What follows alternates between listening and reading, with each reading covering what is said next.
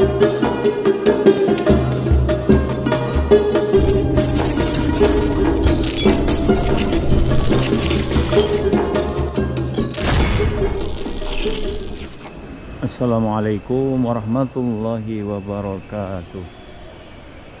Oke, alhamdulillah saudaraku semua kembali berjumpa dengan Bung Hasibuan.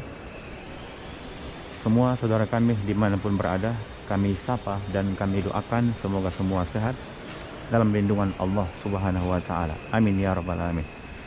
Saudaraku semua, sekarang ini saya berada di Masjid Nabawi seperti yang terlihat ini. Masya Allah, sangat besar, dan lurus ke hadapan kita di sana terlihat itu ada kubah hijau, berarti di bawahnya itu adalah makam daripada Rasulullah SAW, dan di sampingnya itu tentunya adalah Raudhah, tempat yang mempunyai keistimewaan di Masjid Nabawi. Nah, itulah dahulu area-area asli masjid asli pada masa Rasul Shallallahu Alaihi Wasallam. Bisa kita lihat di sana itu ada tiang yang berwarna hijau itu, ya, selurusan dengan jari kami ini sampai ke sana. Itulah dahulu area masjid asli pada masa Rasul Shallallahu Alaihi Wasallam. Adapun yang kita lihat sekarang yang sangat besar ini, saudaraku, ini semua adalah perluasan Masjid Nabawi, termasuk yang kita saksikan sekarang. Terakhirnya perluasan pada masa kerajaan seperti yang sekarang ini, ya. Nah, dahulu tentu di luar daripada masjid asli itu pada masa Rasul, ini dahulu di area atau berdekatan dengan Masjid Nabawi ini hanyalah perumahan para sahabat, demikian juga pastinya Rasulullah, dan juga termasuk ada perkebunan-perkebunan kurma atau perkebunan-perkebunan milik para sahabat Rasul SAW. Nah, termasuk yang akan kita lihat di balik luasnya Masjid Nabawi ini, dahulu ini bagian daripada perkebunan-perkebunan milik para sahabat Rasulullah SAW, atau tanah, sebidang tanah milik para sahabat Rasulullah SAW. Nah, termasuk nanti di sana akan kita lihat ada satu perkebunan milik seorang sahabat yang bernama Zaid bin Sahal, tapi lebih masyhur beliau dipanggil dengan Abu Tolhah atau nama lainnya Abu Tolhah. Nah, di sana ada juga sumur milik sahabat ini yang disebut namanya Bi'ruha ataupun Bairuha, yaitu sumur telaga milik sahabat yang bernama Abu Tolhah, dan itu sangat dicintai oleh beliau. Harta yang sangat dicintainya, karena ketika itu perkebunan tentu sangat berharga, dan dari hasil itulah, termasuk dari sumur itu juga merupakan kekayaan daripada sahabat yang bernama Abu Tolhah. Maka dahulu masyhur di sini Abu Tolhah adalah sahabat dari kalangan Al-Ansor yang sangat kaya.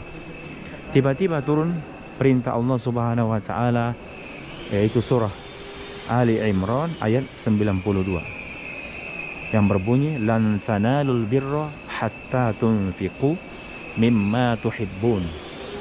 Itu artinya kalian sekali-kali tidak sampai kepada kebajikan yang sempurna sebelum kalian menafkahkan sebagian harta yang kalian cintai di jalan Allah Subhanahu wa Ta'ala. Nah, mendengar firman Allah seperti itu, maka Abu Tolhah ini langsung berjumpa dengan Rasul. Istilahnya langsung lapor nih ke Rasul SAW. Ya Rasulullah, saya mendengar firman Allah Subhanahu wa Ta'ala, lan tanalur birra hatta tunfiqu mimma tuhibbun. Kalian tidak akan sampai kepada kebajikan yang sempurna sebelum kalian menafkahkan sebagian harta yang kalian cintai. Maka ya Rasulullah, Bairuha ini harta yang saya cintai, harta yang sangat saya cintai, maka akan saya sedekahkan di jalan Allah Subhanahu wa Ta'ala, agar saya mencapai kebajikan yang sempurna melaluinya dan sebagai simpananku di sisi Allah Subhanahu wa Ta'ala. Karena itu ya Rasulullah, sudilah engkau menerima, mempergunakannya menurut apa yang diperlihatkan oleh Allah kepadamu. Nah, ini disampaikan oleh Abu Tolhah. Maka Rasul ketika itu menjawab, bakhin, berarti wah atau seperti hebat. dzaka malun rabih. Rasul menjawab ketika itu, wah itu sangat hebat dong, Masya Allah itu. Itu menunjukkan rasa kagumnya Rasul SAW maksudnya ya. Itulah harta yang menguntungkan. Rasul mengulang kalimatnya lagi, dzaka malun rabih, itulah harta yang menguntungkan. Waqad sami'tu, dan aku sudah tahu itu harta yang kau cintai, kata Rasulullah. Wa ana ara an taj'alaha fil aqrabin, tetapi aku berpendapat hendaklah kamu memberikannya kepada kaum kerabatmu.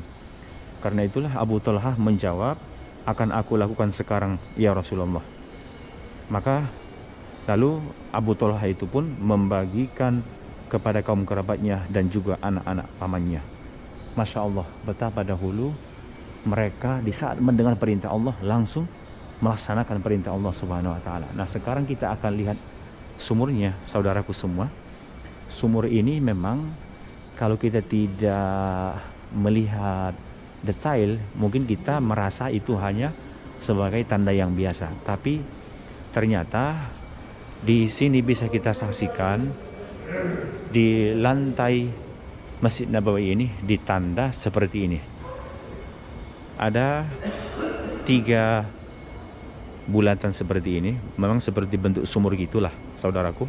Ini bisa kita lihat, memang berbeda dengan lantai-lantai yang lainnya. Bisa kita lihat di sana itu hanya kosong atau hanya sekedar seperti ini nih. Adapun yang diperkirakan dahulu posisi sumur milik sahabat yang bernama Abu Talhah yang sangat dicintainya, Masya Allah, ditanda seperti ini, saudaraku. Inilah dahulu sumur yang langsung diinfakkan, disedekahkan oleh Abu Talhah, dimanfaatkan untuk orang lain intinya ya. Ini yang dia infakkan langsung, ini yang dia sedekahkan langsung di jalan Allah Subhanahu wa taala untuk mengamalkan perintah Allah Subhanahu wa taala bahwa seseorang tidak akan mencapai kebajikan yang sempurna hingga dia sedekahkan apa yang dia cintai. Masya Allah. Bisa kita lihat nih ya. Jadi dahulu di sini, saudaraku, area ini semua perkebunan milik daripada Abu Talhah. Di area ini semua dahulu milik perkebunan milik Abu Talhah, dan termasuk di sini ada sumurnya nih. Rasul dahulu diceritakan ternyata pernah datang ke area perkebunan ini, dan kemudian Rasul juga pernah di sini bernaung di perkebunan ini, beristirahat di sini, dan Rasul juga diceritakan pernah meminum air sumur ini nih. Masya Allah. Bisa kita lihat. Jadi kalau kita lihat sekarang, perkebunan milik Abi Talhah yang dulunya dibelanjakan di jalan Allah Subhanahu wa taala untuk masalah umat manusia ketika itu, demikian juga sumurnya ini juga, ternyata sekarang ini sudah menjadi bagian daripada Masjid Nabawi ini. Masya Allah. Betapa tentu Abu Talhah ini mendapatkan pahala yang terus mengalir hingga sampai sekarang. Karena apa?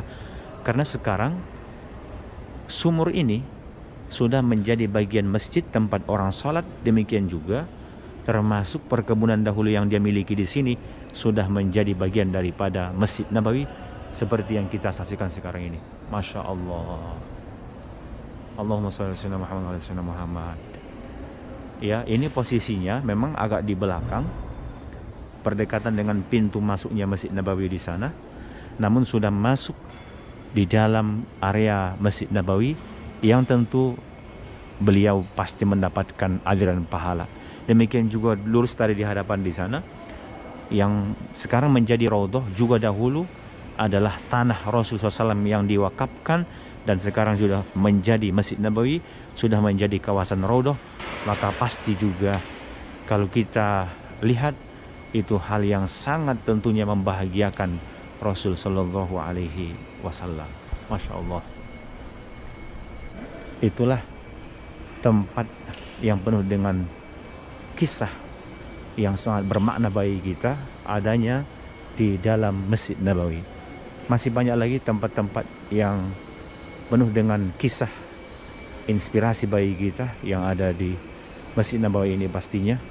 Karena itu, saudaraku semua yang dimanapun berada, Kami doakan langsung dari Masjid Nabawi ini, semoga nanti semua bisa datang ke kota Madinah Al-Munawwarah dan nanti bisa melaksanakan ibadah di Masjid Nabawi ini. Semoga nanti juga bisa melihat langsung bukti-bukti sejarah bagaimana dahulu Rasulullah SAW, demikian juga para sahabat Rasulullah SAW di saat mereka memulai risalah Islam agar tersebar kepada kita semua.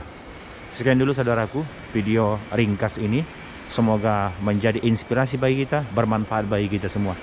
Insya Allah nantikan video-video berikutnya di channel Bung Hasibuan. Jangan lupa untuk di subscribe, like, komen, dan di share. Wassalamualaikum warahmatullahi wabarakatuh.